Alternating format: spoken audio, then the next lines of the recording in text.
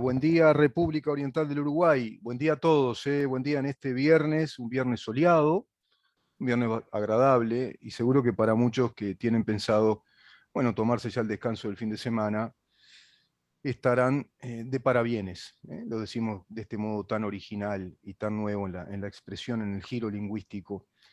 Estamos en CX30, Radio Nacional 1130 AM, a poco tiempo ya de una mudanza para estudios nuevos.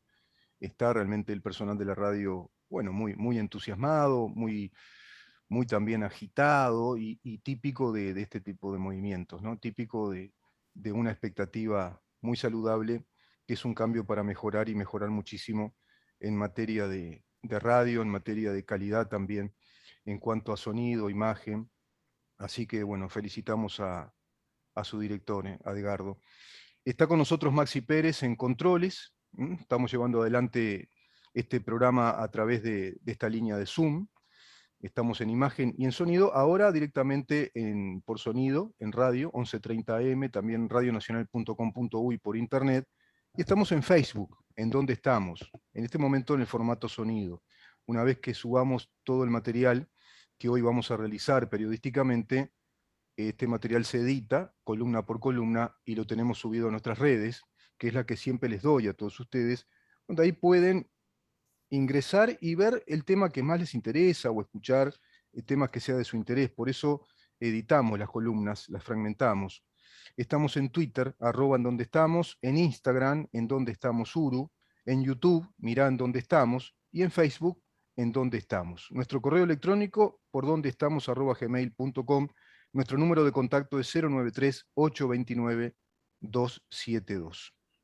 ¿Cuántos temas, ¿no? para analizar, para comentar? Yo voy a intentar resumir, hacer una síntesis, porque es un tema realmente muy amplio el que se está planteando en el país de acuerdo a esta lógica confrontativa que estamos, bueno, experimentando todos como sociedad, de acuerdo a esos fuegos cruzados que se van dando entre el sindicalismo uruguayo, en el marco de el PIT-CNT, una central sindical que todos sabemos tiene un fortísimo signo político ideológico, de izquierda evidentemente, que está dedicada a la confrontación para con este gobierno, que precisamente no es un gobierno de izquierda, sino que se lo puede calificar desde la perspectiva inclusive marxista o de izquierda como un gobierno de centro o de centro derecha, dicen ellos.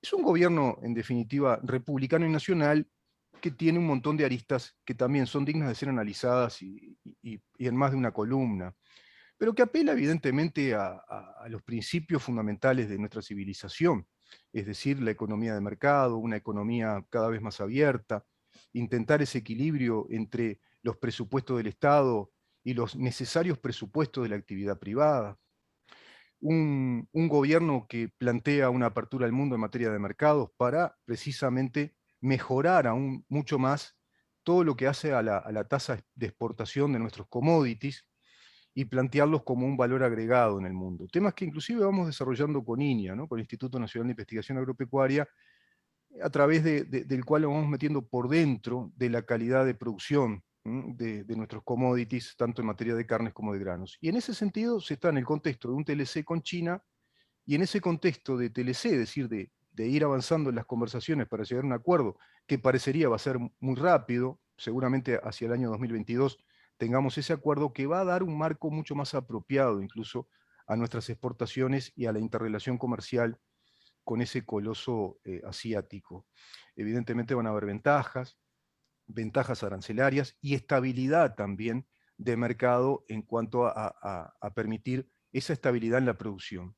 Pero aquí que está todo este marco, todo este aspecto que podemos significarlo o conceptuarlo como venturoso, y por otra parte está ese otro marco turbio, turbulento, oscuro, de confrontación que termina cuajando en un paro de 72 horas en el puerto de Montevideo por medida del SUPRA, el sindicato de puertos, vinculado precisamente al PIT-CNT. Y lo hace en un marco complejo, en el cual ya hay complejidades logísticas planteadas, lo vimos acá con la doctora Echevarne, dado que ese contrato con Qatar Natí, entre la Administración Nacional de Puertos y Qatar Natí, deja mucho que desear en varios aspectos, que perjudica esa libre concurrencia del uso del muelle público para llevar todo a esa especialidad del muelle privatizado por ese contrato, pero que recién va a funcionar, estaba leyendo, en diciembre, en verdad, esa operativa. Y en ese sentido, se sube al carro de esa problemática en plena zafra de exportación el sindicato del Supra y paraliza toda la actividad portuaria, complicándole la vida a todo el mundo y perjudicando económicamente a nuestro país. Y perjudicando además la imagen también de país, esa imagen de estabilidad y de operatividad, en este caso en el puerto de Montevideo, respecto a barcos que llegaban para embarcar carnes para China.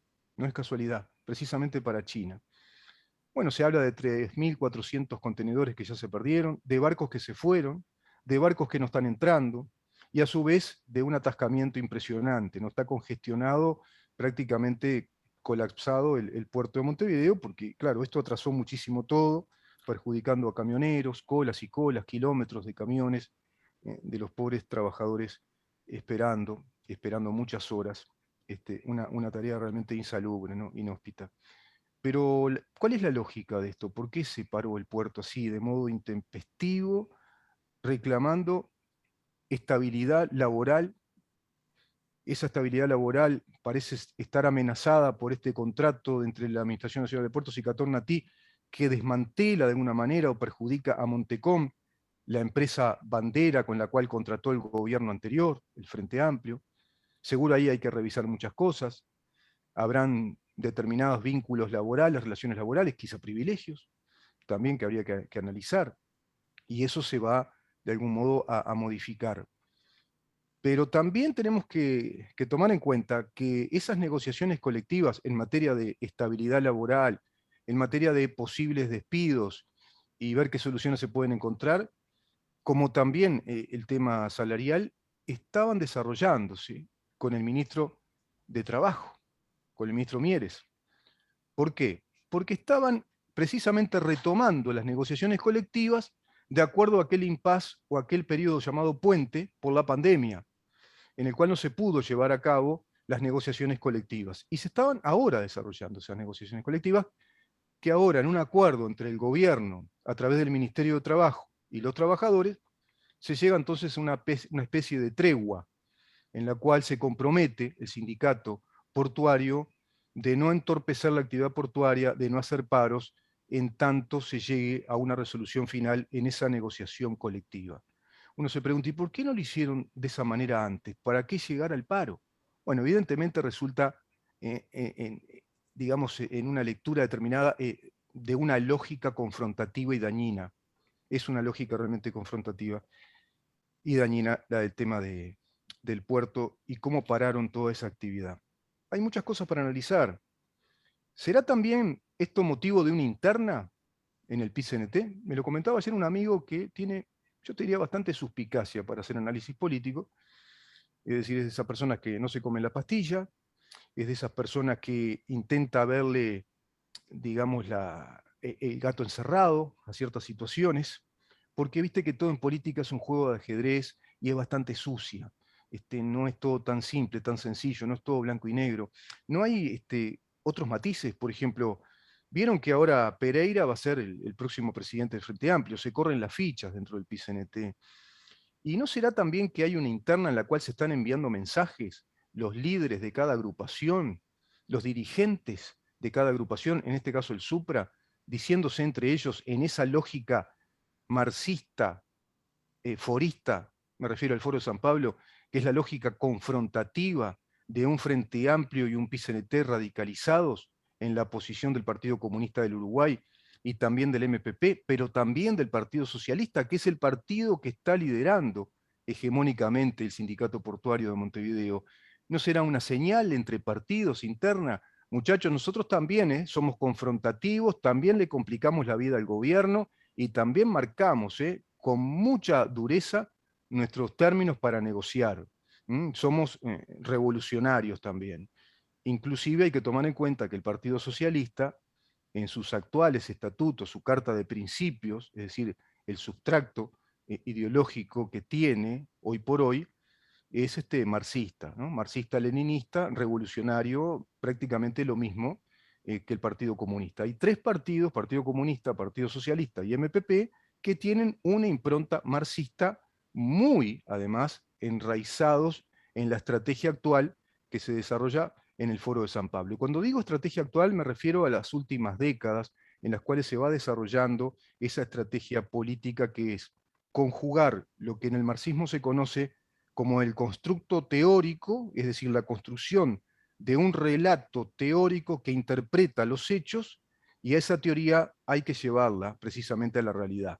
Hay que llevarla a lo que Marx decía la praxis, llevarla a la práctica, confirmarla, porque si no quedaría como una mera teoría, y perdería fuerza y perdería vigor la tarea que ellos llaman revolucionaria, perdería vigencia, y vigor también la organización de partidos de izquierda en cuanto al accionar político dentro de nuestros países en Latinoamérica. El Frente Amplio es un fiel ejemplo, digamos, de esa lógica de práctica revolucionaria de acuerdo al constructo teórico, el sustrato teórico del marxismo del siglo XXI.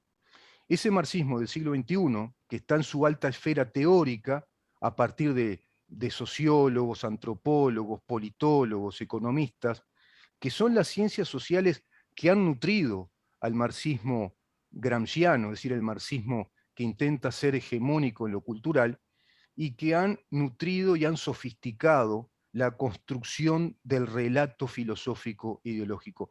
Y siempre viste que me detengo en ese detalle y cuido el detalle de decir la construcción de un relato filosófico, porque si vos te pones a analizar, no sé si nos dará el tiempo, pero yo quería entrar un poquito en el tema de un teórico actual que analiza el marxismo del siglo XXI y dice cosas muy interesantes para que podamos entender cómo funciona la lógica de estos movimientos políticos y cómo después lo llevan todo esto a la práctica sin decirnos nada, por supuesto. Nos están hablando con hechos, no nos hablan con las palabras explícitamente.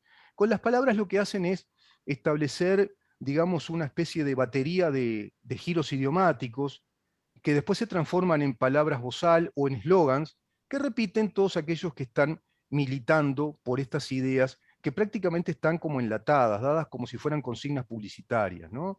Por ejemplo, políticas inclusivas, lenguaje inclusivo, las teorías de la diversidad, esa tonta manera de hablar, incorrecta, ignorante de ellos y ellas, ciudadanas, ciudadanos. Bueno, son meros eslogans demasiados berretas como para resistir cualquier análisis. Pero detrás de eso hay análisis filosóficos que explican cómo construir un nuevo sujeto revolucionario. Y lo construyen con un relato que además sabe, quien construye ese relato, que es inaplicable en cuanto a la realidad económica. Por ejemplo, no se puede ya aplicar el marxismo como teoría económica, lo saben todos estos cientistas. Entonces fueron por el lado de la hegemonía cultural, fueron por el lado de aquella teoría que había planteado aquel periodista Antonio Gramsci, de ir a la revolución creando un sujeto revolucionario, instruido, pero más bien adoctrinado culturalmente, y abarcar todos los sectores posibles de la sociedad. Eso que ellos llaman la diversidad. La diversidad en verdad no es la diversidad de nuestra sociedad como un conjunto, concebida como un todo, sino que es la diversidad de grupos que se van encolumnando o integrando a ese proyecto progresista revolucionario de un marxismo que ya está en su etapa de marxismo del siglo XXI. No sé si voy siendo claro en esto. Y ese relato es el combustible o el sustento que, digamos, justifique esta tarea política y militante, por el mero hecho de tener una tarea política desde la perspectiva marxista, de izquierda o llamarla progresista, y que le permita a los partidos políticos, que son el brazo armado, son los brazos de acción política, tener protagonismo en nuestros países, en nuestros estados, y tener ese ejercicio político. Lo estamos viendo, cada vez es más evidente esa lógica confrontativa de un Frente Amplio que perdió a los líderes naturales de un Frente Amplio más, si vos querés, más tenue en estos temas, más light, un Frente Amplio, los uruguayos le decíamos moderado, más en el perfil de la socialdemocracia. Ya se terminó el Frente Amplio de Mariano Arana, de aquel Partido Demócrata Cristiano con Lescano. Se terminó el Frente Amplio del propio Tabaré Vázquez, que tenía una línea más moderada, más profesional, ajustada precisamente al status quo y el establishment de la economía de mercado, pero con un fuerte componente de estas teorías progresistas, de estas teorías globalistas progresistas, que nos provocaron estos desastres económicos y también de seguridad social en estos últimos 10, 12 años, porque es ahí donde se aceleró ese proceso de cambio con una fuerte impronta estatista, burocratizadora, un Estado clientelar, ¿no? Un Estado que tiene su clientela, un clientelismo también electoral y un indiscriminado plan de transferencia de recursos monetarios para subsidios, ¿no? Es decir, tenemos una población que está como eternizada en esa limosna que el Estado les da y que en definitiva es un drenaje de recursos de todos nosotros que no resulta en productividad y en el sentido de que esa gente no la salva de esa situación de necesidad, de pobreza, de extrema pobreza. No hubo cambios, por el contrario, se multiplicó la pobreza en el Uruguay, se hizo exponencial y se multiplicó también la pobreza cultural, la pobreza ética, donde estamos en un verdadero pauperismo, ¿no? Es paupérrimo el panorama cultural, educativo del Uruguay, en ese proceso precisamente progresista de aplicación del relato marxista del siglo XXI en nuestro país. Como así lo vamos viendo en América Latina. Y hoy estamos en esta situación. Sube un gobierno de coalición con un amplio, digamos, quórum parlamentario, una muy buena elección primaria, es decir, la primera vuelta. Paradójicamente, en la segunda vuelta este gobierno gana con las aguas muy divididas, con 37.000 votos, es muy poco, es un 1, tanto por ciento del cuerpo electoral, eso el gobierno lo tiene que tener claro. No ganó abrumadoramente, por lo tanto, esta fuerza política, por lo menos en su lógica y en su perspectiva, se sustenta en que tiene la mitad de la población acompañándola.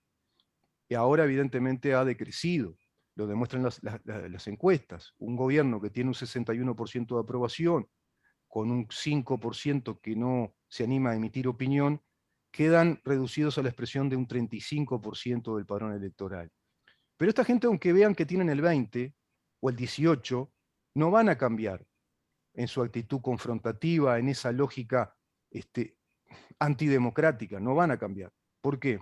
Porque están formados ideológicamente de acuerdo a este sustracto o constructo teórico o este relato teórico marxista que te estoy más o menos tratando de explicar. Da para mucho más. Y eso tiene que ver con lo que se va manifestando en la sociedad. Las marchas por la diversidad, los grupos por la diversidad, las feministas radicales, y el clientelismo en el Estado, las políticas de subsidio, ¿no? Un Estado cada vez más grande. Eso plantea siempre el Frente Amplio en sus posturas a nivel económico. Un país que sea un mendigo, que salga a pedir más crédito y endeude más a su población. Bueno, esas son más o menos las estrategias que maneja el Frente Amplio. Y en ese sentido, perdió ese Frente Amplio moderado. Bueno, al fallecer Tabaré Vázquez, cumpliendo ya su ciclo biológico también, inclusive como personaje muy activo. Mujica ya cumplió su ciclo también biológico en cuanto a ser un personaje activo en política, si bien lo sigue siendo en sus opiniones. Y quedó un Frente Amplio desmantelado de todo ese Frente Amplio moderado o aparentemente socialdemócrata. Ahora es un Frente Amplio más, digamos, explícitamente radical en cuanto a la izquierda. Es una izquierda marxista, pro modelo cubano, un modelo más estatista y un modelo confrontativo que tiene en su ADN ideológico, lo vemos en el diputado Núñez, lo vemos en Olesker, lo vemos en Andrade, tiene entre la ortodoxia del concepto de la lucha de clases, por un lado, y tiene, por otro lado, ese menjunje o ese híbrido de modernizarse con planteos de hegemonías culturales.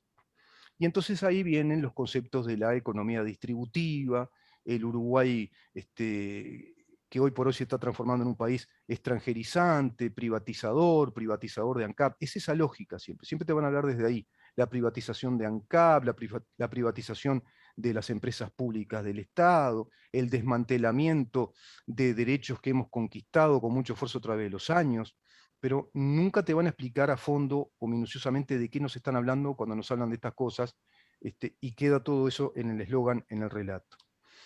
Hay un autor muy interesante, se llama José Marc Saxer, que nos explica esto en un ensayo no muy largo, que se llama La izquierda del siglo XXI. Y se explica esto, cuando lees este ensayo, lo tenés que aplicar rápidamente al Foro de San Pablo y Grupo de Puebla, que son precisamente la usina, digamos, de la construcción de este relato ideológico. Te voy a leer un pedacito de lo que dice este autor. La negativa de los movimientos antiglobalización y de ocupantes a consensuar un programa común no retrotrae al concepto de multitude de Antonio Negri, un autor, digamos, neomarxista o marxista gramsciano. Y no insiste Negri en que la diversidad de condiciones e identidades es un valor en sí. Acá estamos leyendo el germen histórico del concepto de diversidad. Por ejemplo, en Antonio Negri, un autor italiano, marxista crítico del marxismo ortodoxo. Y dice entonces, por lo que no deben ser reducidas estas, digamos, identidades, estas condiciones de distintos grupos sociales, no deben ser reducidas por ningún motivo a hacer eso, sino que no tendrán que ser convertidas en un común denominador. Mirá vos cómo lo pensaron. En un común denominador, es decir, aglutinar estas diversidades de condiciones.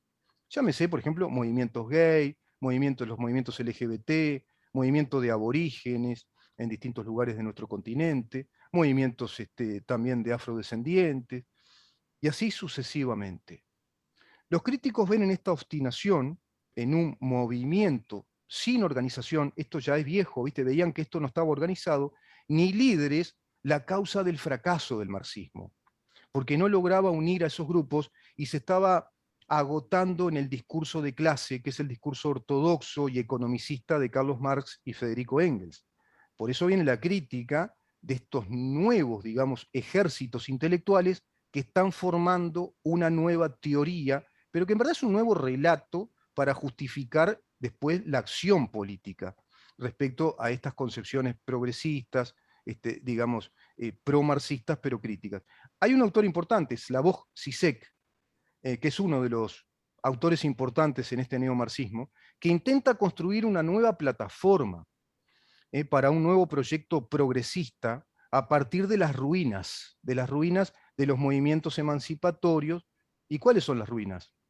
Después de los 72 años de la Unión Soviética, inclusive después de un periodo donde se estableció o se trazó en el mundo una especie de cortafuegos que dividió al mundo en esa Guerra Fría entre la falsa oposición o antinomia de democracia y socialismo, como si existiera una antinomia en sí entre ser demócratas o ser socialistas.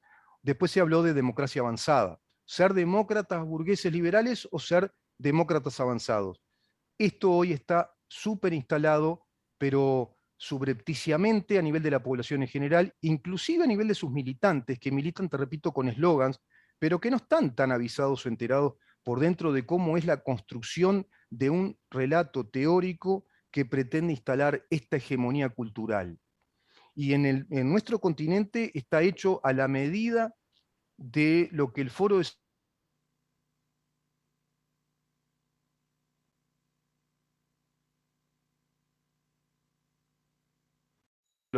y todos los intelectuales que lo van a seguir, inclusive su esposa también mofó. En el campo de las teorías, se tiene que llevar a la práctica la teoría marxista. ¿Y cómo se la hace? Bueno, se la hace, por ejemplo, a través de cumbres, las internacionales socialistas y comunistas antes, y ahora los distintos foros. En América Latina, Foro de San Pablo y el Foro de Puebla. Ustedes ingresan a esa web y van a encontrar que en esas cumbres, en esos foros, se baja línea, digamos, de las últimas resoluciones para llevar a la práctica este trasfondo ideológico, estas teorías. Y año a año van indicando cuáles son las prácticas. Si vos lees en las páginas del Foro de San Pablo del año 2020, inclusive ya 2019 a 2020, avisorando digamos, la política de gobiernos que no son de izquierda, que iban a ganar las elecciones, como en el caso de Uruguay, que se preveía que podía ganar la coalición de gobierno, con la calle Pou a la cabeza, un gobierno que ellos consideran neoliberal, y evidentemente de centro derecha. Bueno, las recomendaciones son una sistemática práctica de desestabilización. Una sistemática práctica de desestabilización social, económica, y desde dónde lo hacen.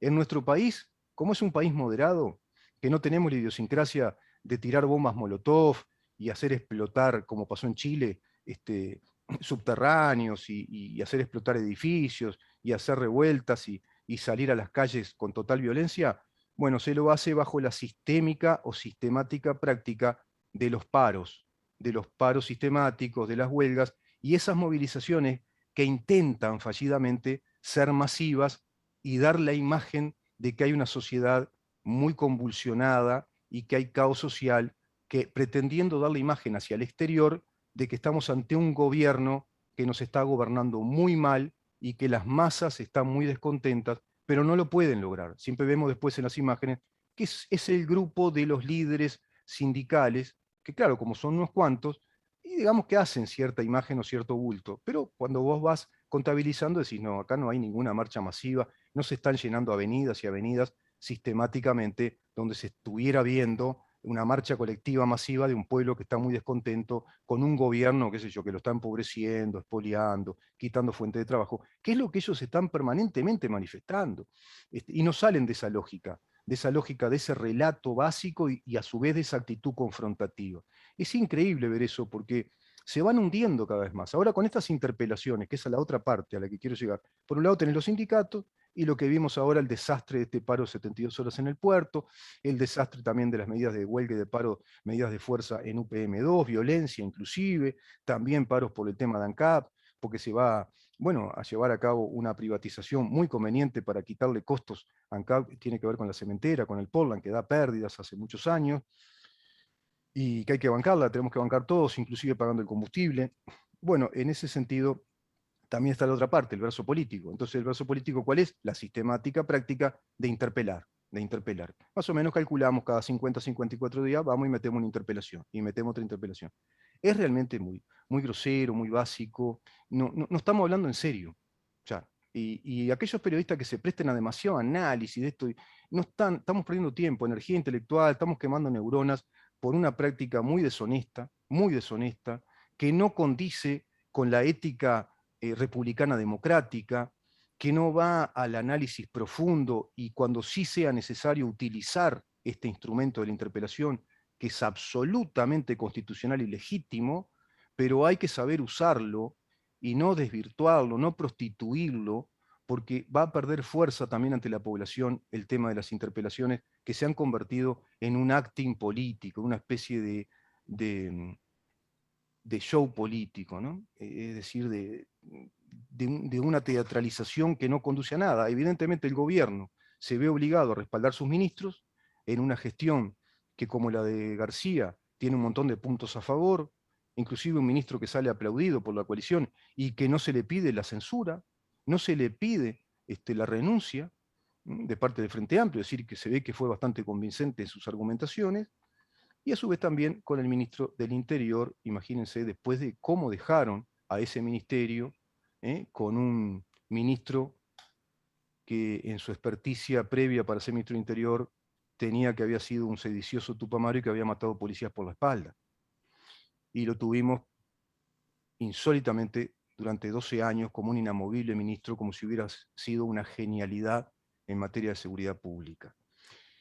Esa es la lógica que hoy plantea el Frente Amplio, la lógica política de acción política ante todos nosotros. Vamos a una pausa, Maxi, y ya recibimos al diputado Conrado Rodríguez, que tiene mucho para decirnos precisamente en uno de estos aspectos que es la actividad parlamentaria y cómo vio y percibió él, en calidad de diputado, estas interpelaciones. Quédate ahí, porque tenemos que seguir sabiendo en dónde estamos. ¿En dónde estamos?